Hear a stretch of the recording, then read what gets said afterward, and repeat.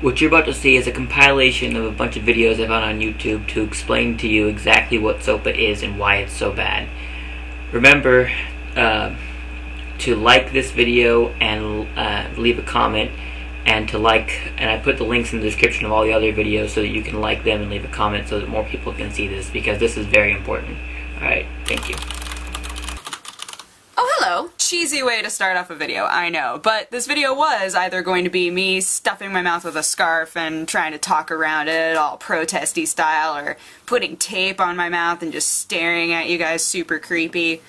But I feel like neither of those would be super effective at a time when people are actually listening. Now, I've mentioned SOPA and PIPA a couple of times, but I've never really talked about it. So today, while all of these other websites are blacking out and drawing a lot of attention to it and showing support, I figured that the best way that I could support it is to talk about it. Now, a lot of you guys have probably already heard everything that I am going to say, but I still appreciate you coming and watching the video and supporting, because everything helps. So, what are SOPA and PIPA? SOPA stands for the Stop Online Piracy Act, and PIPA stands for the Protect IP Act. They are US government bills that would allow large corporations to shut down sites that they believe are distributing movies, music, images, anything like that. Now, because many of these websites are not based in North America, it will allow these corporations to force internet providers to put up a firewall or block our access to certain websites that are beyond our borders, so to speak. Now, it's crazy because this is typically something that is seen in very crippling governmental structures to limit the innovation that the internet provides. These companies will also have the ability to sue anyone that they believe is even linking to these sites. And they can force businesses to pull away their monetary support toward any website that they believe is in violation of this act. So say that a US-based company is supporting a startup search engine in another country. This act can essentially force them to stop giving them monetary help or pull away their ads. So what would happen to startups within the US? PIPA would grant corporations the ability to sue any startup that they believe is in some way supporting what they deem as piracy. If someone shares a link to a song, if someone puts a clip from a movie in a video, the company that's harboring will essentially be told that they didn't filter well enough, and they have the possibility of being sued, no questions asked. It's hard to think of a website that wouldn't be in danger, honestly, and I know that it sounds extreme. Like, this doesn't sound like something that would actually happen. But we can't trust these major corporations to not take advantage of the murky text. They will push it as far as they can, because in their perfect world, the internet will become TV and radio. It will be owned by corporations. It will be controlled by what they want. Internet media in Hollywood is known now as new media. We aren't put into any section that already exists. We're not deemed as similar to anything. We're new, we're uncontrolled, and in their eyes we are very dangerous. These bills won't even stop piracy. If you know the IP address to something, you can get to it. What the bills will do is they will limit our expression. They will stop small businesses from growing, even ones that aren't entirely based on the internet. It will hinder communication and artistic freedom as we know it right now, and on a personal level, I don't even know if I could still legally do my show. And most people are responding to this with, whatever, that would never happen, but that is exactly the attitude that they are going to take advantage of. Most people my age and younger have grown up with the internet. We're very used to it. We know how to do essentially anything that we need to. And I think that if they had attempted to do this when we were in middle school or high school, they probably could have gotten away with it very easily. But guys, some of us are now like adults, and it's weird, but if we're too lazy to take the time to fight and to really pay attention to something that could take away our right for expression and communication and just all of these things that the internet provides us, then we deserve to have it taken away. The most ridiculous part to me, I believe, is that these movies, these songs, these images, everything, right now the internet is their greatest ally. If we like something, we're able to tell everyone. We can tell as many people as we want to, because the internet allows us to. We're able to review and discuss in forums and videos, and if they don't realize that along with killing countless jobs, they're also going to be completely alienating their best form of publicity, then they're crazy. Bottom line, call, tweet, Facebook, anything. Your representatives, businesses that you know are supporting it, let them know you're not going to be pushed around and that you demand to know why they would possibly be supporting this. You will be shocked to know how many companies are blindly supporting it without realizing what it will do. So then, on today, this glorious day of internet blackout times, thank you so much for listening. Thank you for watching my video. I hope that it was informative for any of you who didn't know anything about it. I will link you guys to other videos that are also very informative and very interesting to watch. And I hope that some of you guys will heed the call. We have to fight for our right to party. It was just such a bad joke. I had to. This video is just so, like, serious. Thank you for your time. Thank you for your faces. Go forth and be awesome. Live long and prosper. And on Friday, we will return to normal gaming news. Alright. Bye-bye. Mwah!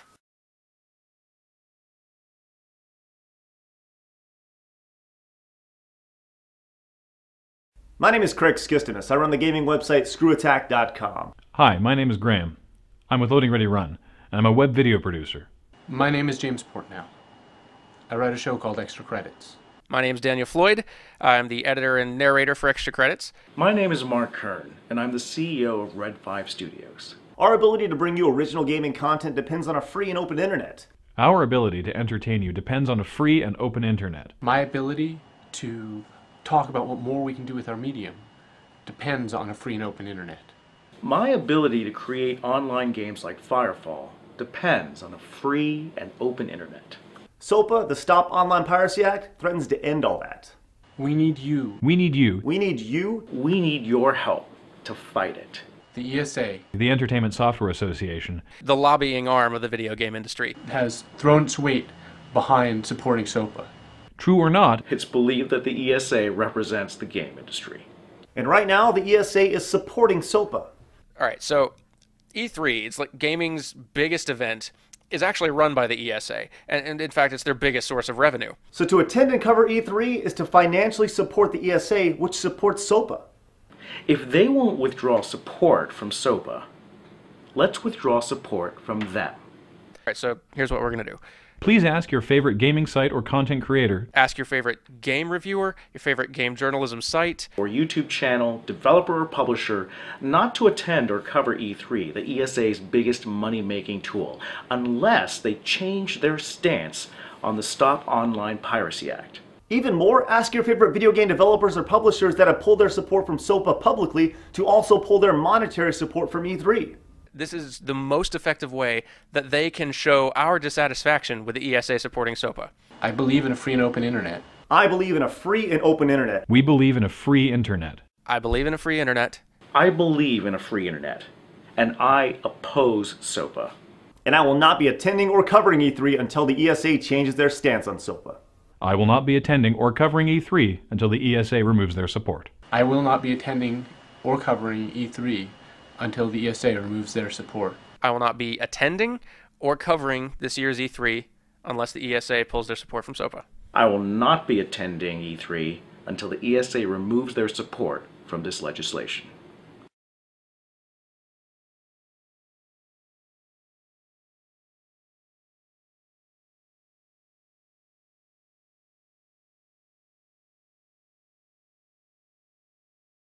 The Internet is one of the United States' most robust and growing industries. It enables free and open communication among billions, and it's been the backbone for protests around the world.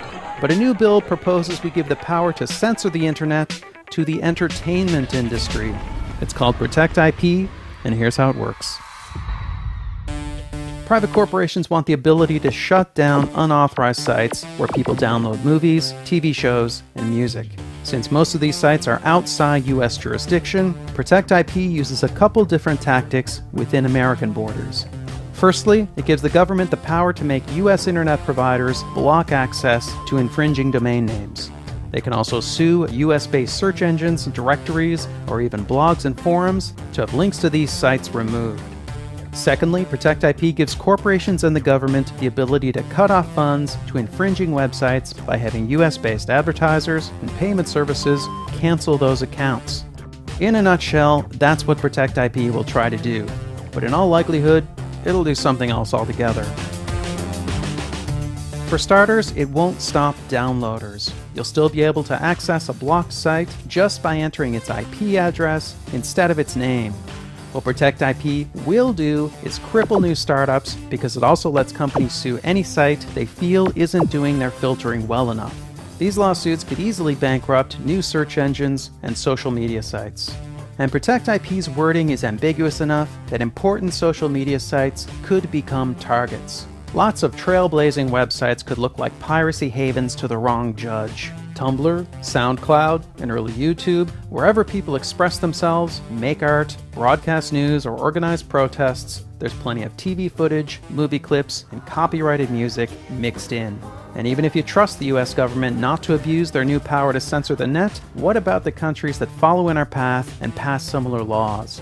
People around the world will have very different internets, and unscrupulous governments will have powerful tools to hinder free expression. But perhaps most dangerously, Protect IP will meddle with the inner workings of the net. Experts believe by fiddling with the web's registry of domain names, the result will be less security and less stability. In short, Protect IP won't stop piracy, but it will introduce vast potential for censorship and abuse while making the web less safe and less reliable. This is the internet we're talking about. It's a vital and vibrant medium, and our government is tampering with its basic structure so people will maybe buy more Hollywood movies. But Hollywood movies don't get grassroots candidates elected. They don't overthrow corrupt regimes, and the entire entertainment industry doesn't even contribute that much to our economy. The internet does all these and more. Corporations already have tools to fight piracy. They have the power to take down specific content, to sue peer-to-peer software companies out of existence, and to sue journalists just for talking about how to copy a DVD. They have a history of stretching and abusing their powers. They tried to take a baby video off YouTube just for the music playing in the background. They've used legal penalties written for large-scale commercial piracy to go after families and children. They even sued to ban the VCR and the first MP3 players. So the question is, how far will they take all this? The answer at this point is obvious. As far as we'll let them.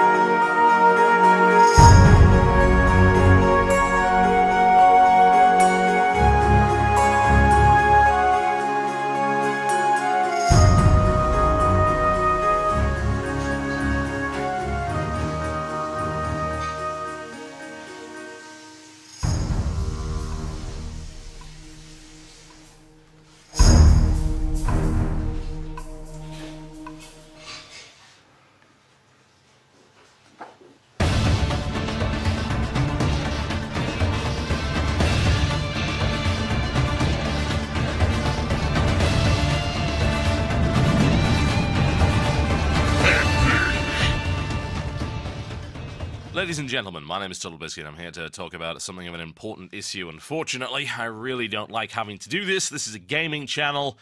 We like to have fun here. This is all about enjoyment. It's all about how to spend your leisure time. Unfortunately, since a certain piece of legislation, or more accurately, 2 pieces of legislation, are being forced through Congress at the moment to stop you from doing just that, then I think we're just going to have a few words on the subject, are we not?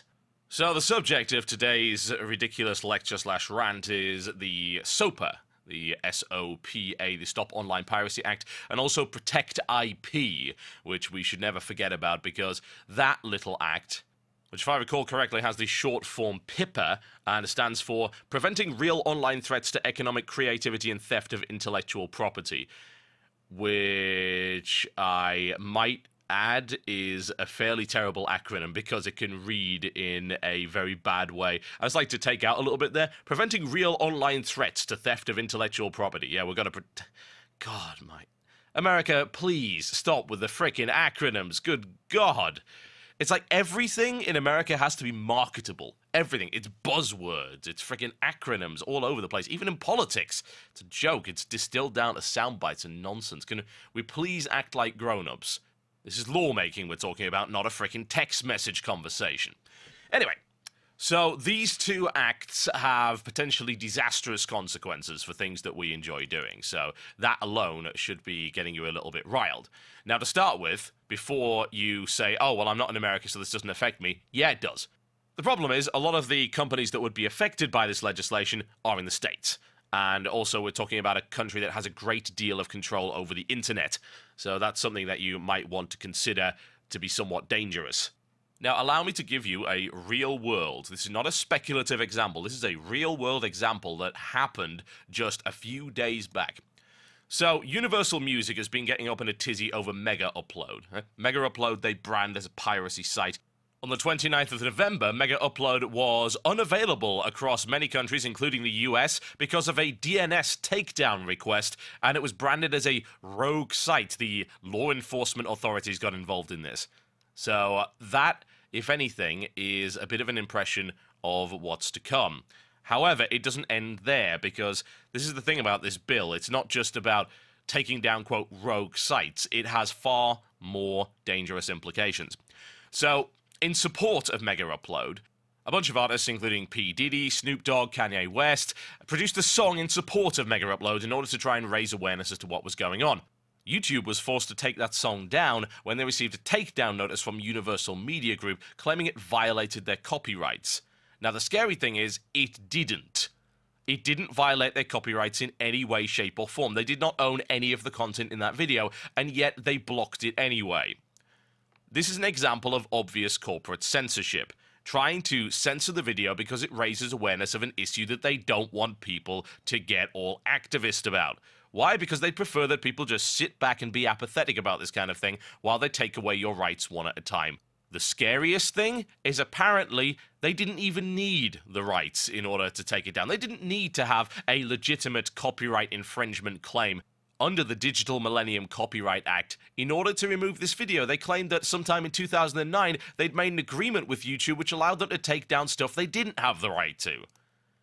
That should scare the hell out of you. It really, really should. You're talking about a corporation that apparently has the right to widespread censorship across the second biggest search engine in the world, as well as, of course, the largest supposedly free video distribution site, and arguably the largest site which enables the promotion of free and open speech on pretty much any topic you can imagine across the internet, internationally.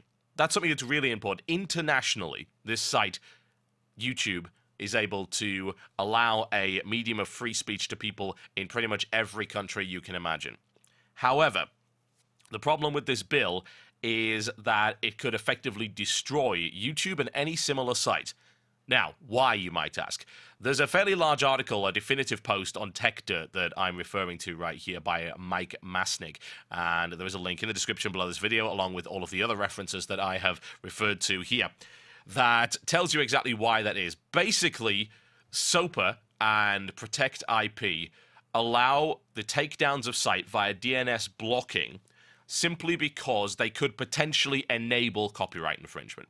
Now, up until this point, there's been something called the Safe Harbor Rule, yeah? Safe Harbor Rule basically means that unless the site is actively participating in copyright infringement, i.e. it is knowingly and expressly infringing copyright, it can't be held liable for the actions of its users. Yeah, it's the same reason that YouTube continues to operate. If some YouTube user uploads a bunch of copyrighted material, YouTube is not responsible for that. It's the user's responsibility. They're not the one who gets sued. The user gets takedown requests, and if, of course, it continues, they, of course, get banned from the site. If they continue to circumvent it, then yes, the law can get involved in it. Just bear in mind that the courts are actually a limited resource, and we probably shouldn't be wasting their time with kids that upload bits of cartoons to the internet. If you want an analogy, then think about this. Think about the idea of suing Toyota for the fact that some guy just ran into the side of your car with his Toyota car. Is it Toyota's fault that that happened? Unless, of course, it was a very obvious mechanical fault that caused that to happen. No, it's the driver's fault. It's not the car's fault. Let's take it to extreme, shall we? Because let's be honest, SOPA and Protect IP are extreme pieces of legislation that have far too wide-ranging consequences. If a criminal had counterfeit goods in a bank's safe deposit box, SOPA would allow the legitimate IP owner to shut down the entire bank and all of the branches without notice, search warrant, or due process. And you might think that that sounds extreme, but no, it's a good analogy because that's exactly what it does. It's basically saying that, well, YouTube, you've got some copyright content on it, so you know what, we're just going to block your entire site. Basically, it would result in the shutdown of YouTube and any streaming services because someone could potentially infringe copyright. And it goes further than that. Think about other sites where you can host that. Facebook. You can host copyright content on Facebook. You could post a copyright image on Facebook. Facebook could go down after that. Let's talk about other things. Imager, YFrog, PhotoBucket, things like that. You could even go as far as to talk about things like LiveJournal and people copying articles and posting it on their blog. That could technically be copyright infringement. The wide-ranging consequences to this are absolutely massive. And what scares me as well is the fact that the lack of due process would allow widespread DNS takedowns of websites without notice, and that basically blacks them out to the internet. There are ways around it, of course, which is why DNS blocking is a stupid idea anyway. It can be circumvented, but it causes a bunch of very real problems, including, of course, security issues, and a wide variety of security and software engineers have already brought up this point from companies like Google, Yahoo, and Cisco. And you should probably listen to those guys, because, you know what? They actually know what they're talking about. This is something really dangerous about this bill. The fact of the matter is, the vast majority of people debating it have no idea what it is. They don't have any idea how to use the internet, for one thing. They have freely admitted that. All of this stuff was streamed. You could watch these proceedings, and the vast majority of people had no idea what they were saying. Those that did, of course, stood up against this bill, thank God, assuming they were not paid off not to do so.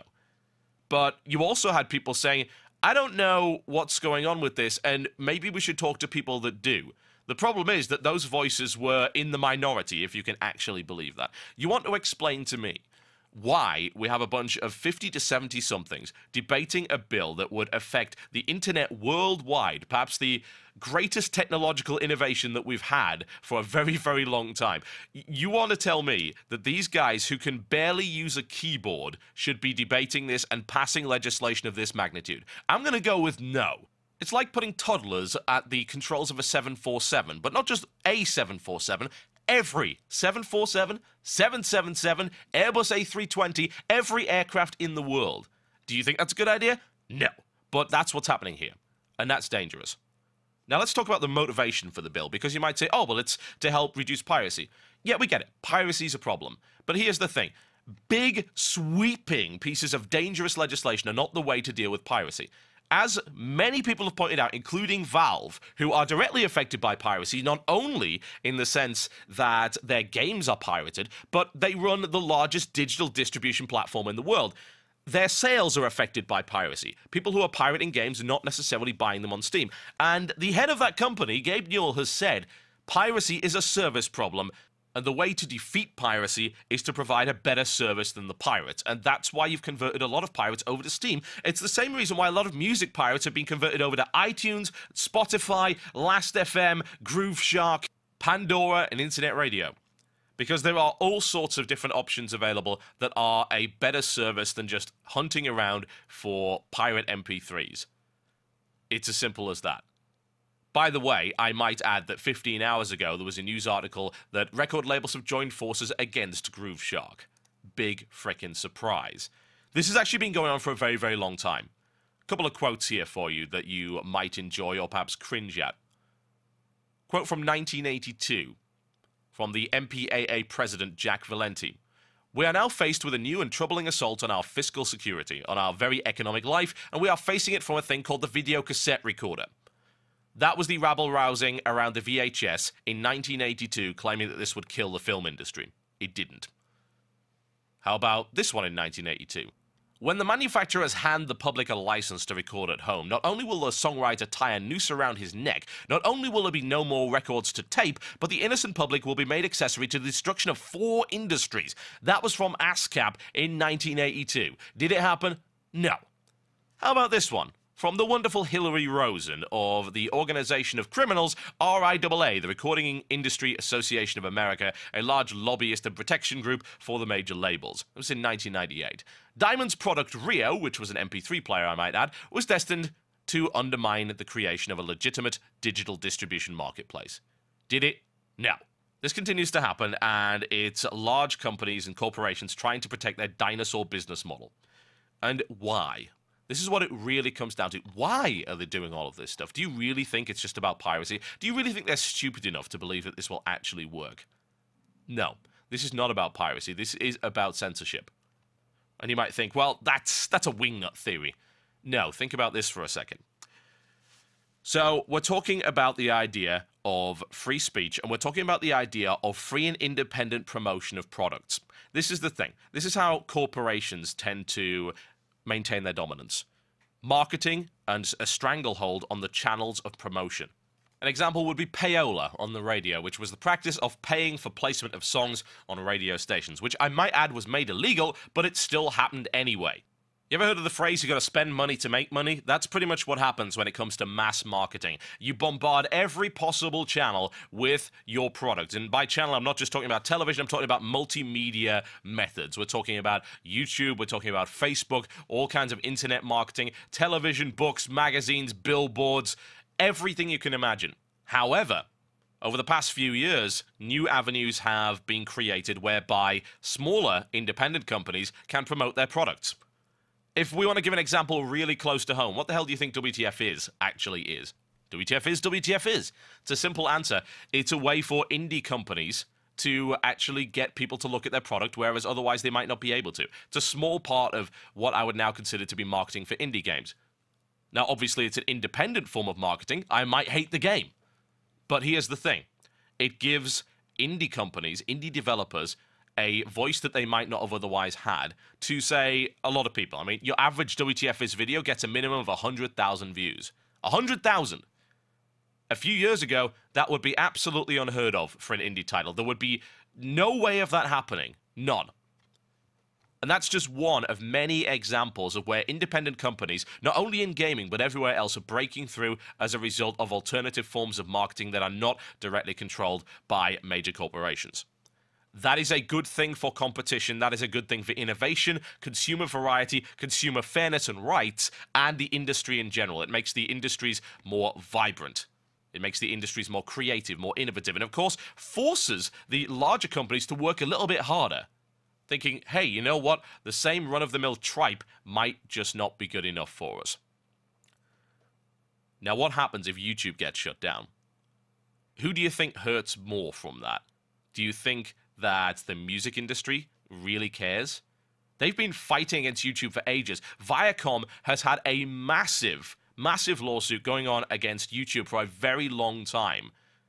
Viacom is a massive umbrella corporation. It covers a wide variety of different forms of media. And they are not the only one. The music industry has tried to sue them before. The fact of the matter is that, yes, while there is infringement going on, I view that as less important than the fact that YouTube is used as a platform to promote music that is not under the direct control of the Big Four. That's something to consider. Works the same with television companies, works the same with film, works the same with gaming. Bear in mind that Activision are sponsoring this bill. Let's think about that. Activision are sponsoring this bill. What do they happen to own? Oh yes, only the biggest FPS franchise at the moment. What would they love to see continue? It being the biggest FPS franchise. What would they love to stop happening? Competition from being actively promoted. Yes, indeed they would. And that simple simple logic. It is corporate censorship. That's what it is. What does it stop? Pretty much everything you can imagine. We're talking about Let's Play content. If you enjoy that, that's gone. Review content. And you might say, well, that's protected under fair use, so that's not a problem, right? It's a bit of a problem if they take down the entire sodding website that you're hosting it on. And think about that. This isn't just a surgical removal of content. This is a mass tactical nuclear strike on pretty much everything that you enjoy. That's something that you should seriously be considering. And you might think, oh, it's a slippery slope argument. No, it's not. There is a prime example. Let's just go back to what I said before, the removal of that Mega Upload song. This is not a slippery slope. This is happening right now. It's been happening for a while. That is obvious and incontrovertible evidence. It is there, it is happening, it is what companies want. SOPA is a bad deal for everyone, as is Protect IP. Do not forget about that. There are a lot of people arguing that SOPA is deliberately extreme so that they can then push forward on the back of it Protect IP, which is slightly less extreme but nonetheless damaging. Think, oh, SOPA's crazy. Let's push through this. This is a much nicer bill. Oh, okay, that's a nicer bill. We're going to pass that. No, it's not. Protect IP is just as bad. Needless to say, this is a large and very complex bill, and I've only covered certain facets of it here in a very simplistic manner so that hopefully people can actually understand it. And for God's sake, the congressman can't even understand it. That's how complicated this sodding thing actually is. But the fact of the matter is, this could result in the removal of pretty much any site on the internet that could potentially host copyrighted content, which means the end of YouTube, means the end of every video streaming site, and more to the point, it kills future innovation. Because, let's be honest, if we talk about this extreme example of removing YouTube, that's going to cause a massive outcry, yeah? They probably won't do that. What they will be able to do is take down significant parts of it, and censorship on YouTube and the blocking of content will be far more commonplace because they've got wider-ranging powers to do it. But here's the thing. Here's what you really got to be worried about. What about the next YouTube? What about the next technological innovation? What about that innovation that doesn't get the investment that it requires to actually get going because this rule, these laws are so strict that investors are too scared? Indeed, there is actually a quote here. I'm using this Tech Dirt article because it's very, very good indeed. This is a quote from an article on Booz & Co., and this is very much about investment and financial opportunities, so-called angel investors and venture capitalists. They say they will stop funding some internet startup business models if these rules are enacted. Why? Because it's too risky. They were talking about needing a 13 times to 20 times return on investment in order to make the risk worthwhile. So you've got a lot of potential tech startups that could change the world that simply will not happen if this rule is put into place, if these laws are enacted. It's called secondary liability, the idea that you are liable for the actions of another on your service. It's the idea of abolishing the safe harbor laws in order to punish any company that even has the means. And that's the thing. The potential, the system whereby copyright infringement could happen. Everything can have copyright infringement on it. That should terrify you. Now, if you want to read more on SOPA, there is a list of useful links in the description below this video. As I said, I've only covered certain parts of this bill. It is very complex, and you should definitely read about it. There are a ton of people who are much better at explaining it than I am. But the point of this video was to actually make sure that you guys are aware that this is happening, and this is dangerous. So how can you help? The debate over SOPA will be resuming on the 21st of this month. Now, do not get fooled by the articles that said, oh, victory, it's not going to happen until next year. No, actually, it's going to be happening on the 21st. That's when everything resumes. So that was a bit of bait and switch right there. Once more, tricky dealings by Congress. What can you do? Well, if you're American, you can write to your representative, and indeed you should do that. There are many ways to contact your representative. Go and find out who he is if you don't already know that, or who she is. Go and contact them. Email them, write to them, fax them, call them. Just take 5 minutes of your time in order to express your concerns. Because you know what? If representatives do hear from a significant portion of their constituents, yes, they will actually do something. They will. The fact of the matter is, a lot of these guys are only hearing one side of the argument right now, and that is the lobbyist side of things. They're not hearing from the public opposing it. You have to do so. If you don't have the time, then of course you can just simply sign a petition. There are several petitions on this subject. I've put some in the description below this video. And that's just a nice, easy way of saying, hey, I'm one of these guys. I support this cause. I oppose this bill. If you are outside of the US, you can still get involved in letting people know about this bill, as well as signing up to various petitions and just writing your concerns in. There are various sites that allow you to do that. Even if you're not a US citizen, it's like, hey, guys, you are pissing off the world here. This is kind of a big deal. You should probably stop doing that. Now, I've taken up too much of your time already, but just let me make this absolutely clear. You're talking about the destruction of new media as we know it. And apparently you guys like that because you keep watching my videos, you keep watching the videos of many other YouTube partners. We are a small part of your life and hopefully a very enjoyable part of your life as well. And that is a part of your life that could potentially disappear if this bill ends up going through. And don't make any assumptions about this bill. This bill is real, this bill is bad, and this bill is not going to go away unless it is buried in the ground forever. Thank you for listening, and I will see you next time.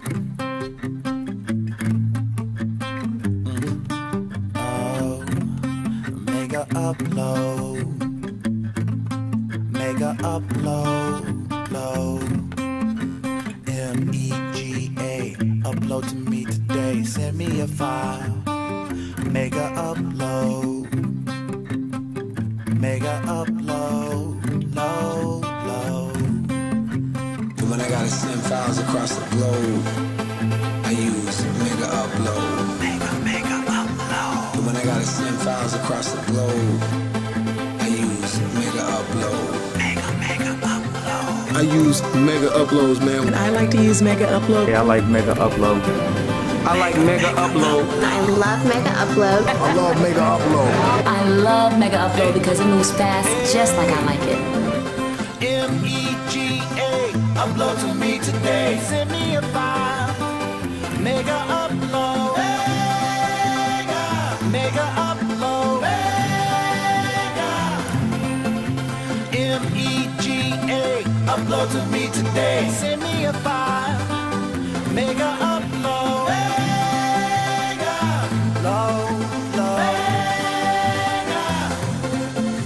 Users 1 billion, per day 50 million. 4% of the internet. Get the Mega Manager, it's 10 times faster. Bit by bit, unlimited. It's a hit, it's a hit. Upload to me today, send me a file. Mega upload. MEGA,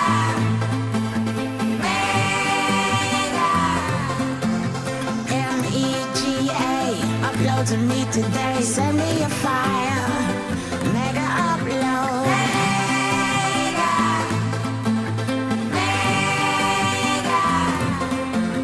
Mega upload. Check it out, check it out. Mega upload. For free. Mega upload. Check it out. Check it out. Mega upload. For free. Mega upload, cause it's fast. Fast as hell. Yeah. Mega upload, cause it's fast. Fast as hell. Yeah. Check it out. Check it out. Amazing. MEGA, upload to me today, send me a file. Mega upload. Mega upload. MEGA, upload to me today, send me a file. Mega upload. MEGA, upload to me today, send me a file. Mega upload.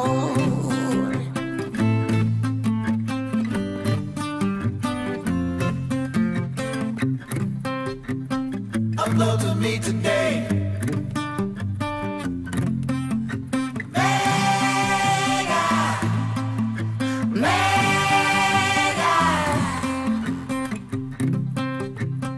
Upload to me today.